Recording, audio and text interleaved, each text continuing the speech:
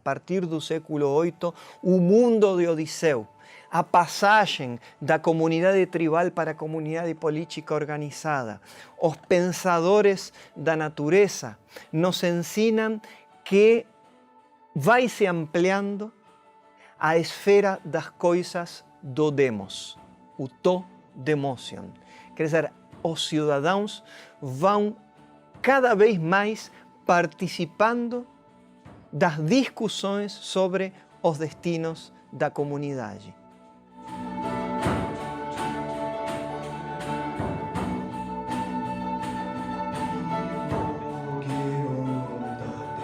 Olá, como estão? Meu nome é Patrício Tcherno. Eu sou professor de Teoria Política do Departamento de Ciência Política da Universidade de São Paulo. E estamos dando continuidade hoje no marco deste ciclo intitulado Estudos Clássicos em Dia ao exame, do pensamento político antigo. No programa anterior tínhamos tínhamos dedicado a tratar do período arcaico, da Grécia arcaica, do problema político tal como ele tinha emergido naquele momento da história humana, e também de como tinham aparecido certas noções valorativas políticas, como a justiça, a igualdade, ainda nesse período, que, como eu já disse, se denomina período arcaico. Então, nós hoje vamos desdobrar um pouco mais essa discussão, e eu gostaria de retomar o elo que iniciamos no programa anterior, falando novamente de Homero, desse nome, dessa pessoalidade poética a qual se lhe atribui a Ilíada. Mas vamos lembrar um pouco antes disso, que se entendia por justiça, dike, que se entendia por dike, por justiça, já nessa época arcaica, na Grécia arcaica.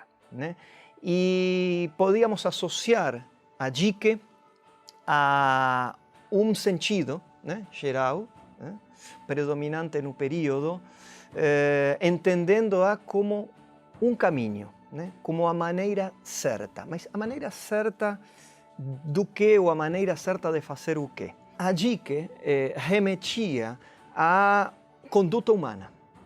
Então, era a forma certa, a forma esperada ou esperável em que devia se apresentar a conduta de um certo homem, ou melhor dizendo, de uma certa classe de homem, isto é, o senhor, o aristocrata, o nobre. Assim, tínhamos constatado na Odisseia de Homero, quando, por exemplo, Odisseu volta na sua Ítaca e em conversas, em diálogos poéticos que Homero nos relata, aparecia essa noção, esse sentido de dike, mas também podemos encontrar esse mesmo sentido, só para citar um outro exemplo, uma outra fonte, nos tratados médicos.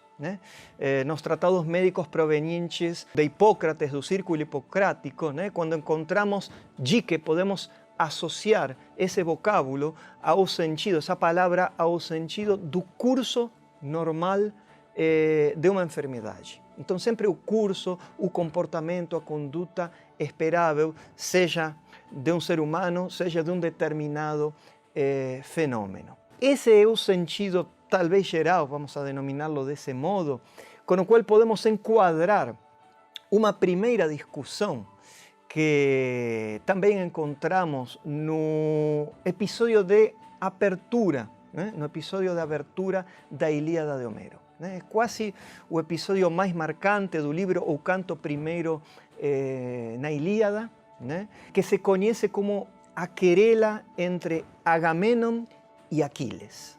Uma querela em torno do quê? Qual que é a controvérsia, qual que é a questão que nós, aproximadamente a partir do verso 53 desse canto primeiro da Ilíada, podemos constatar.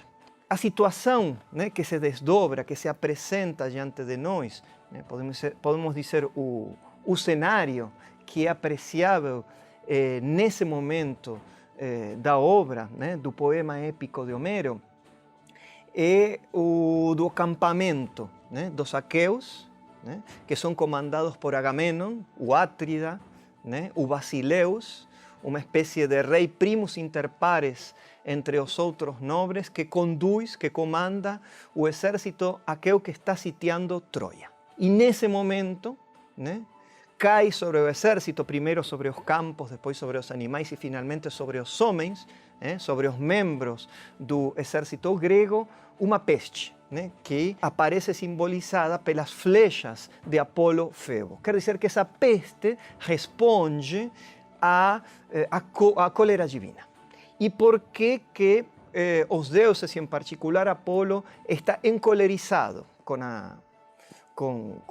os aqueus? Porque parece que tem se produzido uma apropriação indevida do botim de guerra, né? Então, a comunidade militar se reúne na assembleia, né? O exército se reúne na assembleia junto ao navio de Odisseu, né? É convocada, é chamada a assembleia e se abre uma discussão. E como em outros momentos, em outros episódios, né? Quando os gregos não sabiam bem o que fazer, chamavam um adivinho. Então, um adivinho é consultado que a princípio um pouco timidamente, mas depois sim, instado por Aquiles, fala, né, e revela qual que é o motivo da cólera divina. E o motivo é que Agamenon tem se apropriado de um prêmio de guerra, né, de uma mulher. Vejam como naquele momento as mulheres eram consideradas objeto e prêmio, né, a modo de botim de guerra. A Criseida, a das velas bochechas, certo? E a Criseida era filha de um sacerdote. Agamenon, diante dessa revelação, é pressionado para que devolva a moça e que realize ao mesmo tempo uma hecatombe, um sacrifício aos deuses para acalmar a cólera divina. E Agamenon, como é óbvio, como é de esperar, não gosta, né, da ideia, e inclusive exige em compensação, caso ele finalmente ceda e entregue, devolva a moça, a doncella, exige que em compensação, em reparação, possa tomar uma outra moça que seja, por sua vez, botim de guerra de alguns dos heróis guerreiros que compõem o exército. E, no fundo, ele estava se referindo a um sujeito, a um herói concreto, a um guerreiro concreto, talvez o mais destacado, que era Aquiles. E Aquiles, então, confronta com Agamenon. E o que vemos para além, né, da discussão que travam os dois no contexto da Assembleia é a contraposição de dois princípios de justiça. De um lado, o princípio que verbaliza e encarna Agamenon. Agamenon defende que toda a distribuição do botim de guerra deva ser feita de acordo com a posição ou o lugar adscrito na escala social. E como ele é o rei, como ele é o superior, portanto, defende suas prerrogativas com base nesse critério. Do outro lado, em oposição, Aquiles representa um outro princípio ou critério da justiça. Aquiles defende que a distribuição do botim de guerra deve ser realizada tomando como base a honra, o status conseguido no campo de batalha. Então, ali tem esses dois princípios de justiça, mas o que mais nos transmite Homero, né, nesse contexto que estamos reconstruindo aqui? Bom, em primeiro lugar, ele nos mostra, ele exhibe, né, esse autor, Homero, exhibe a injustiça de Agamenon. Essa não deveria ser a conduta esperável de um senhor desse prestígio, como é o caso do rei, né? É uma conduta, a de Agamenon, e o princípio de justiça que ele encarna, uma conduta guiada pela cobiça, pela gula, pela avareza. E ainda mais, sobretudo, pela hibris, pela desmesura imposta via superioridade na escala na hierarquia social. E é nesse momento, em torno do verso 231 do canto primeiro da Ilíada, que Aquiles forja a que eu considero que é a primeira metáfora do ressentimento político, quando acusa Agamenon de ser um governante materialmente avarento. E ainda mais, vou utilizar a palavra, a expressão literal, um governante que devora sua própria comunidade. Né? Acusa Agamenon, Aquiles, de ser um demóvoros basileus. Podemos apreciar desse modo, né? Nessa reconstrução que eu venho efetuando aqui, de que modo o Homero nos apresenta uma situação na qual se configuram já, né, ainda, né, já naqueles tempos remotos, noções fundamentais do campo ético-político. Né? Há virtudes guerreiras que são elevadas por Aquiles, há vícios que lhe são atribuídos ao rei, a Agamenon, ao governante, né? Há caracteres humanos que estão sendo desenhados ali.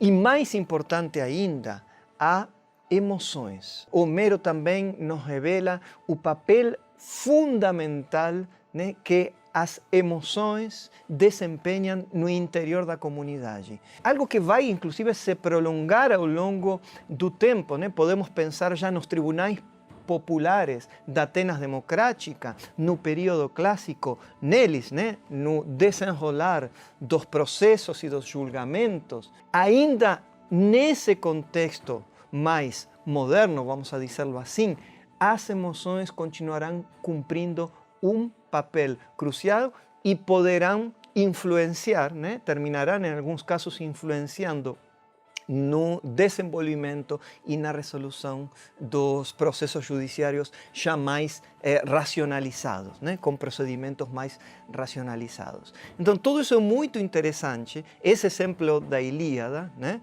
Que verificamos a partir, né, do século VIII a.C., nos leva a confirmar algo que dizíamos também no nosso programa anterior, que a justiça já era uma preocupação eminentemente humana na Grécia arcaica. Podemos pensar, remeter ainda ao episódio, a representação construída por Homero na Odisseia, né? Na continuação da Ilíada, a representação do mundo dos ciclopes. Como que é a sociedade dos ciclopes para Homero? Bom, os ciclopes, esses monstros míticos que têm um único olho na frente, vivem desprezando os deuses, vivem sem leis.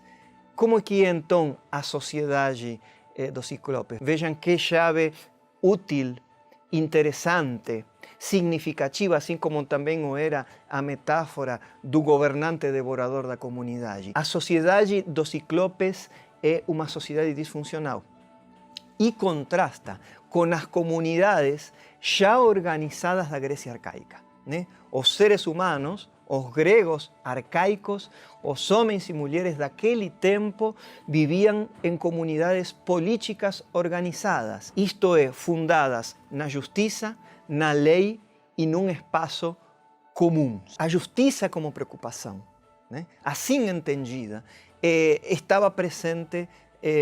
Era uma questão, como eu dizia, de primeira ordem nos pensadores em sentido amplo. Mas era também um termo-chave nas explicações dos pensadores físicos. Né? E algo disso também tínhamos visto numa oportunidade anterior, numa oportunidade passada. Estou me remetendo, neste caso, a Anaximandro, o pensador arcaico do século VI a.C., que viveu em Mileto, uma cidade localizada na costa sudoeste da Jônia, em Ásia Menor. Para Anaximandro, a concepção de Anaximandro era a de um cosmos, né?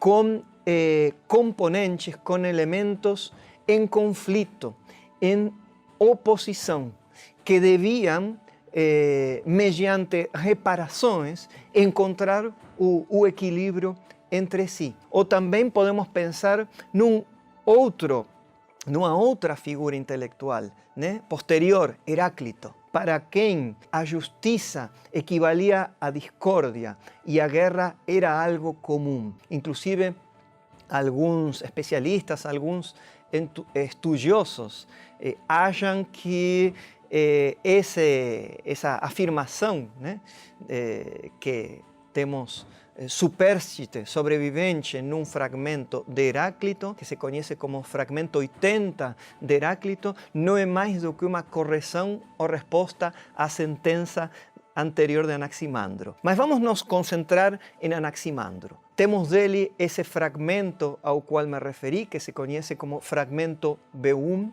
Talvez esse fragmento pertenceu a um suposto livro em prosa que Anaximandro escreveu sobre a natureza, onde falava da origem e do desenvolvimento de tudo que existe, de toda a realidade. Isso provavelmente devia incluir a polis. Dizem, por outro lado, que Heráclito escreveu um livro sobre a polis que temos perdido, mas temos, né, diferentemente, esse fragmento 1, fragmento 1 de Anaximandro, que vou parafrasear aqui. Vamos prestar atenção porque é uma linguagem um tanto oscura, não tão oracular quanto a do Heráclito, mas é uma linguagem poética oscura que precisamos decifrar. Então, Anaximandro, nesse fragmento supérstite, afirma o seguinte: as coisas que são, as coisas que existem, segundo o que deve ser, expiam e reparam sua injustiça, reciprocamente, segundo a ordenação do tempo. Pois é, trata-se de um fragmento de difícil interpretação. Não obstante, é possível extrair dele uma leitura do mesmo, né? Então, o que Anaximandro, ou como que podemos ler esse fragmento oscuro e poético de Anaximandro, o pensador físico? O cosmos, né, aparece nele conceituado como um organismo em funcionamento. Até me atreveria a dizer, como um organismo vivo, que está sujeito à lei e relações de justiça. Então, no apeiron, aquilo que Anaximandro chamava apeiron, isto é, na matéria ilimitada, indeterminada do cosmos, tudo está, a princípio, misturado, em perfeita e dinâmica mistura. As coisas que vêm à existência, as coisas que emergem dessa matéria indeterminada, né, o fazem por meio de um equilíbrio de elementos que se opõem. E esse equilíbrio, ao qual alude Anaximandro no fragmento, na sentença, é a justiça, de acordo com a qual a dominação, a supremacia, o poder exercido de um elemento ou componente do cosmos sobre outro deve ser compensado no curso do tempo. Poderíamos dizer ao longo das estações, das primaveras, dos verões, dos outonos, dos invernos. Ou também poderíamos pensar ao longo do andamento do ciclo da natureza, da physis. Obviamente, essa visão do universo prefigura, se é que não se encontra intimamente ligada com ela, a ordem da polis arcaica, na qual, como no cosmos, imperavam também as relações de justiça e, portanto, a simetria de poder entre os de igual condição, entre os integrantes dessas incipientes comunidades políticas aristocráticas. Estamos, via o pensamento, né, sobre a natureza, né, assistindo, né, ao nascimento da noção do conceito de isonomia, né, como semelhança, como igualdade entre os de igual condição, como igualdade entre os iguais. Então, graças a Homero, graças a Anaximandro, estamos nos aproximando, né, aos fundamentos da polis arcaica. A partir do século VIII vamos encontrando uma cidade, uma comunidade política na qual, né, aparece, né, em primeiro lugar, uma ideia emergente de cidadania. A partir do século VIII, o mundo de Odisseu, a passagem da comunidade tribal para a comunidade política organizada, os pensadores da natureza nos ensinam que vai se ampliando a esfera das coisas do demos, o to demotion. Quer dizer, os cidadãos vão cada vez mais participando das discussões sobre os destinos da comunidade. E juntamente com isso, se afirma, aos poucos também, uma igualdade básica. Mesmo que no início para um grupo privilegiado, um setor social específico de nobres, né, de aristocratas, os eupátridas, tal como eram chamados nas suas origens em Atenas, encontramos também que uma noção de igualdade, de simetria no exercício do poder, que vai se trasladar, inclusive, não só à organização política, mas também à organização militar, vai surgindo e se consolidando. Se configura, né, por fim, né, junto com, ou justamente pelo efeito, né, dessa ampliação participativa, da afirmação da igualdade básica, se apresenta também, dizia, a configuração, a conformação do que, num sentido figurado, poderíamos denominar direitos e deveres cívicos, que no fundo são privilégios, prerrogativas ganhadas por um setor social, né? Que faz foco na administração da justiça. E isso se dava, é justo lembrá-lo também, em combinação com a instauração de dispositivos comunitários de exclusão.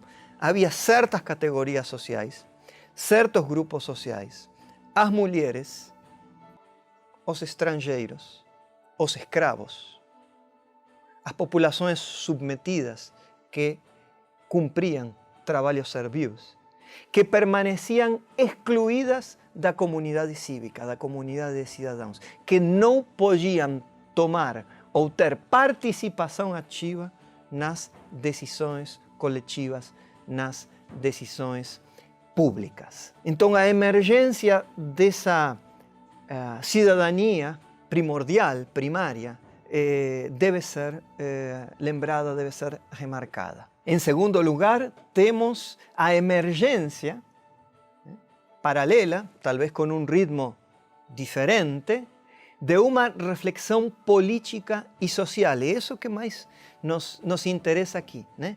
Problema com relação ao qual um historiador francês, Jean-Pierre Vernant, um historiador e antropólogo francês, membro do Partido Comunista da França, um membro crítico, em certo modo, um membro dissidente, né? Ofereceu uma explicação, né, profunda, num ensaio escrito há mais de 50 anos, que levou o título de Origens do Pensamento Grego. A tese de Vernant associava, né, o desenvolvimento de um modo de pensamento que poderíamos chamar racional, filosófico, né, com o nascimento da cidade, da polis grega. Nisso consistiu a tese fundamental de Vernant.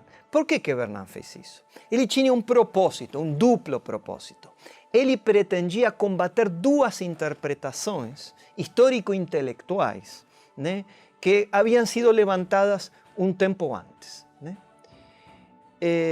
Por um lado, ele queria combater a interpretação que via na civilização grega um milagre, que entendia que a Grécia e todas as suas expressões artísticas, culturais, intelectuais extraordinárias que nos brindou, né, que nos ofereceu, tinham surgido quase que do nada, de repente. Parecia que não havia uma outra explicação que não fosse dizer que a razão grega se deveu, em definitiva, a um milagre. E por outro lado, Bernan também queria combater a ilusão oposta, defendida por alguns estudiosos, segundo a qual, entre o pensamento racional, o que poderíamos chamar o pensamento, o que seria mais adiante o pensamento científico, a racionalidade filosófica e o mito, não havia mais do que pura continuidade. Sim? Um elo de continuidade, uma dependência direta ligava as narrações míticas baseadas em genealogias e personificações e relações divinas com esse momento de emergência da reflexão social, política e filosófica. As duas teses implicavam que o problema subsistia. Qual problema? Um problema histórico ou historiográfico. O problema do ponto de inflexão. O problema das continuidades e descontinuidades na história. O problema da mudança ou mutação intelectual.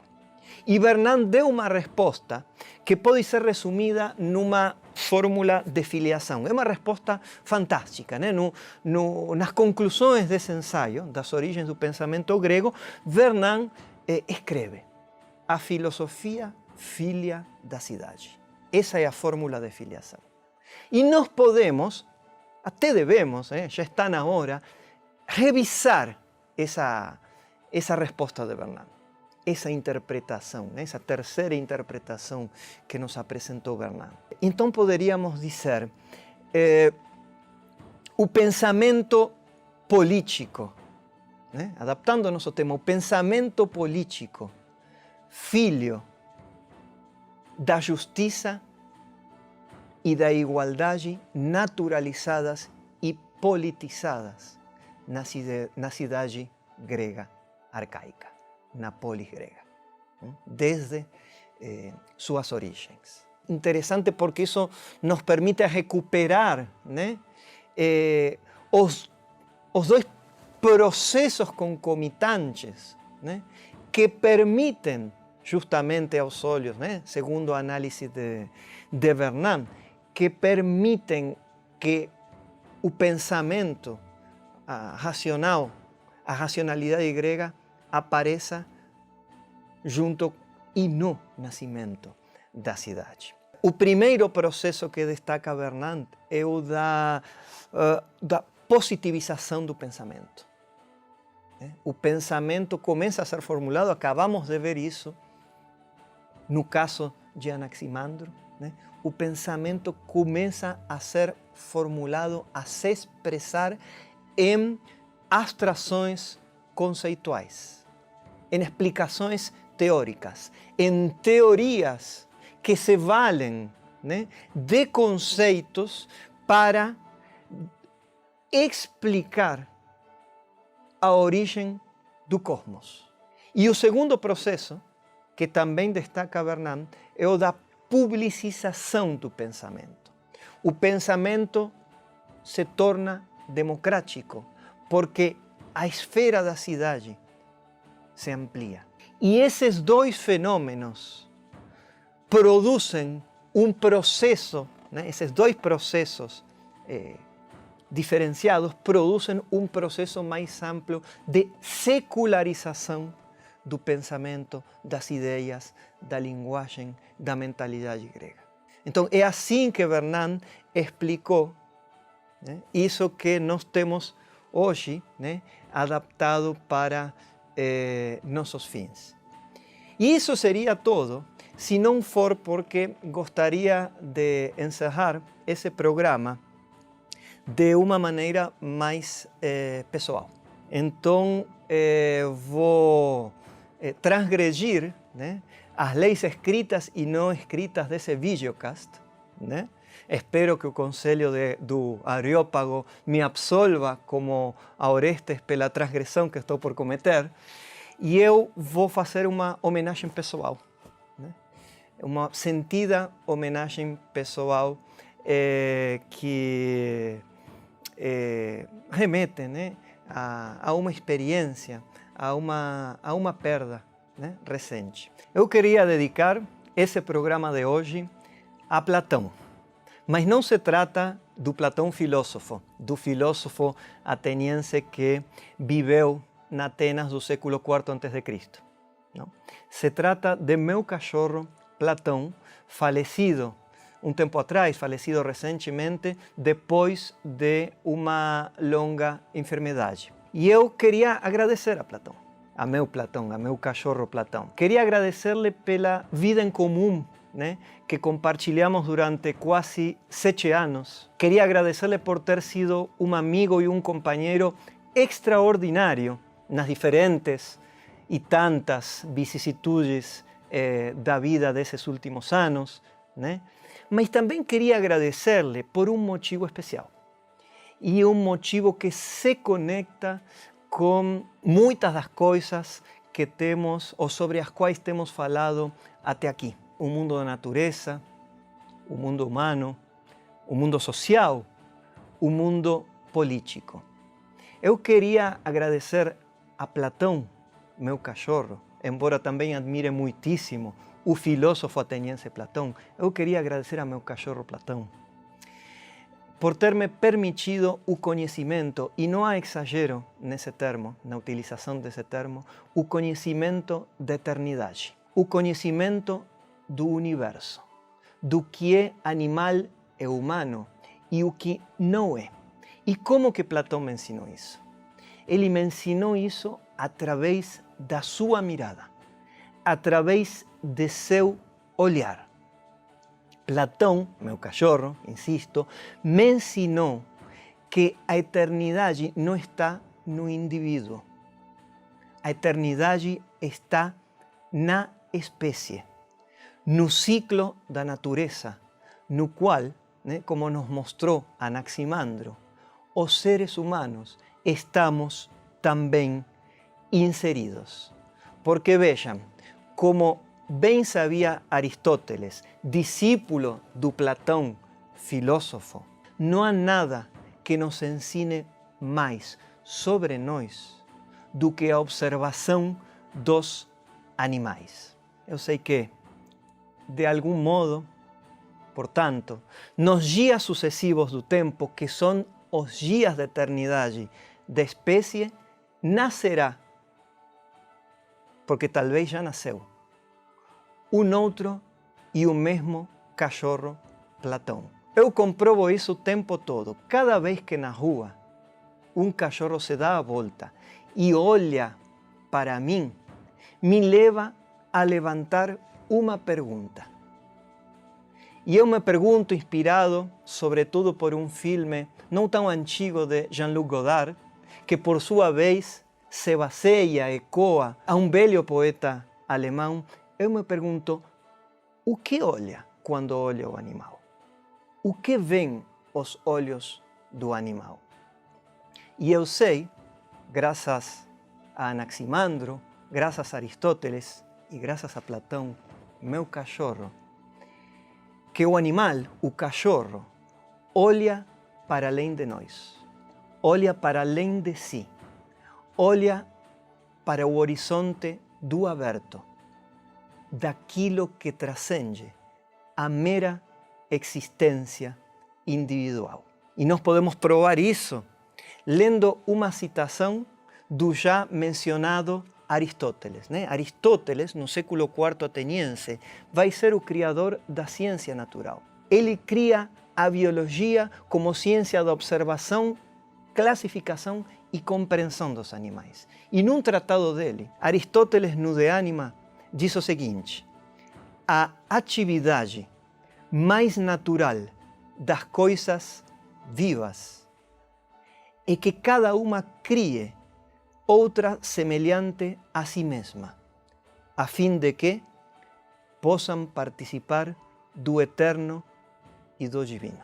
É isso que nos ensina Aristóteles, é isso que nos mostrou, em certo modo, Anaximandro, é isso que me ensinou, com sua mirada, Platão, meu cachorro.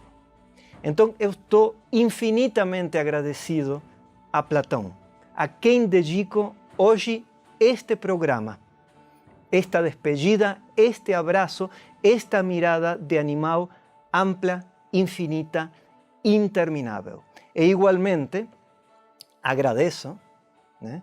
Não podia ser de outro modo, agradeço a todos e cada uma de vocês com a promessa de um novo reencontro. Até o próximo reencontro, querido amigo Platão.